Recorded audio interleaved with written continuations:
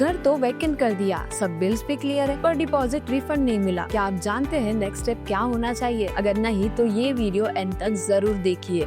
Hello and welcome back to Things to Care series powered by nobrokerage.com, a registered trademark website where you can buy properties with no brokerage and no subscription fees.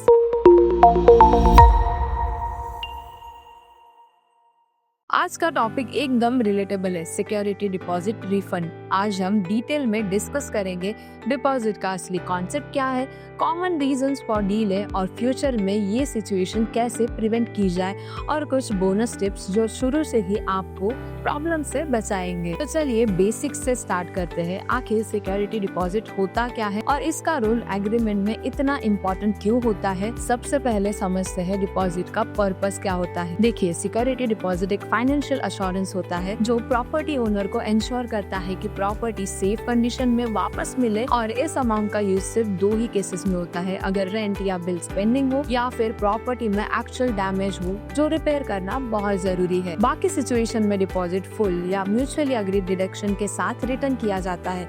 तो issue तब create होता है जब clarity और communication missing है।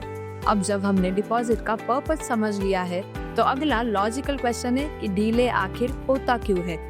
क्या ये intentionally होता है या प्रैक्टिकल रीजंस भी हो सकते हैं? चलिए इसके कुछ कॉमन रीजंस देखते हैं कि आखिर डीले क्यों हो सकता है। हर डीले इंटेंशनल नहीं होता, कई बार जेन्युइन रीजंस भी हो सकते हैं, जैसे पेंडिंग इलेक्ट्रिसिटी या water bill adjustment, minor maintenance deduction finalize नहीं हुआ है, या फिर टेनेंट और ओनर के रिकॉर्ड्स में अमाउंट मिसमैच है, या फिर एग्रीमेंट क्लोजर डेट के बाद फॉर्मल क्लियरेंस पेंडिंग है। यानी हर केस में पहले रीजन समझना जरूरी है रादर देन डायरेक्टली ब्लेमिंग। लेकिन जब डीले का रीजन क्लियर हो तब पैनिक करने के बजाय प्रोसेस फॉलो करना बेटर होता है।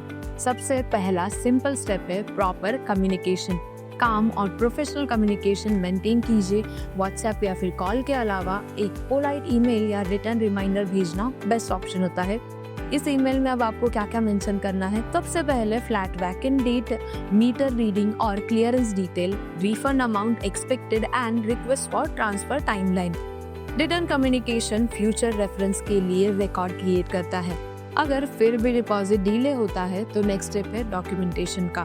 ये स्टेप दोनों पार्टीज के लिए इक्वली इम्पोर्टेंट है। आपके पास कौन कौन से डॉक्यूमेंट्स होने चाहिए? तो signed rent agreement, payment proof of deposit जैसे बैंक ट्रांसफर या फिर चेक, प्रॉपर्टी हैंडओवर फोटोज या videos, utility bill, clearance slips. ये सब डॉक्यूमेंट्स रिफंड रिक्वेस्ट को ट्रांसपेरेंट बनाते हैं और मिसअंडरस्टैंडिंग अवॉइड करते हैं।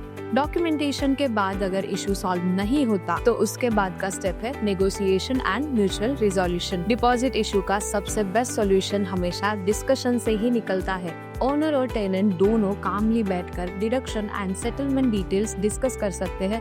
अगर माइनर मेंटेनेंस या क्लीनिंग कॉस्ट डिडक्ट करनी हो तो अमाउंट म्यूचुअल एग्रीमेंट से फिक्स करें। हर रिडक्शन का रिटर्न कंफर्मेशन लेना हेल्पफुल होता है, लेकिन अगर रिपीटेड रिमाइंडर्स के बाद भी रिफंड पेंडिंग है तो आप लीगल और फॉर्मल रूट्स कंसिडर कर सकते हैं। अब आप कौन से legal and formal routes consider कर सकते हैं? तो सबसे पहला, सेंड अ फॉर्मल नोटिस।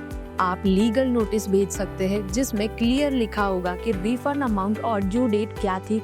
इस नोटिस का मेन पर्पस यही होता है ऑफिशियल कम्युनिकेशन रिकॉर्ड्स क्रिएट करना।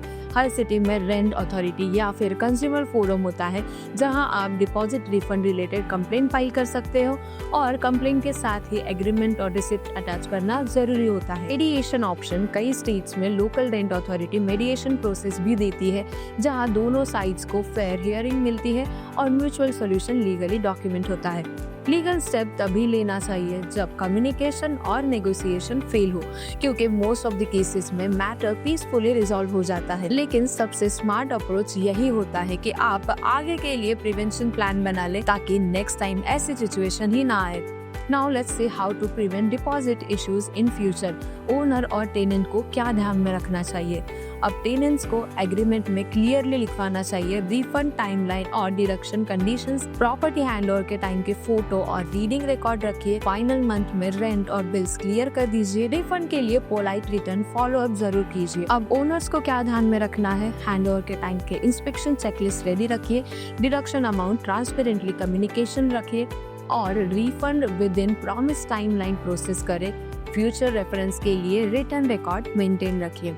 यानी क्लैरिटी और कम्युनिकेशन, यही दो चीजें डिपॉजिट डिस्प्यूट को अवॉइड करने का बेस्ट सोल्यूशन है। तो दोस्तों, आज हमने देखा कि अगर डिपॉजिट वापस नहीं मिलता तो आपके पास क्या क्या ऑप्शंस होते हैं। पोलाइट रिमाइंडर से शुरू करके लीगल रेमेडीज तक सबसे इम्पोर्टेंट टेक अवे यही है, रिटर्न प्रूफ रखो, पेशेंस रखो और अपने राइट्स जानो। कमेंट सेक्शन में जरूर बताइए क्या आप कभी डिपॉजिट डिस्प्यूट का शिकार हुए हैं और आपने उस सिचुएशन को कैसे हैंडल किया था। और अगर आपको टेनेंसी और रेंटल एग्रीमेंट पर और ज्यादा क्लियरिटी चाहिए तो हमने एक वीडियो अपलोड किया है, फ्लैट लीगल है या इलीगल, जिसमें सीसी, ओसी एंड पार्शियल ओसी का फुल एक्सप्लेनेशन है। उसका लिंक हमने डिस्क्रिप्शन में दिया है, वो भी जरूर देखिए। अगर ये वीडियो आपको इन्फॉर्मेटिव लगा हो तो लाइक एंड शेयर कीजिए और ऐसे ही रियल एस्टेट इनसाइट्स के लिए सब्सक्राइब टू nobrokerage.com और हाँ, बेल आइकन प्रेस करना ना भूलिए ताकि हर नया अपडेट आप तक सबसे पहले पहुंचे।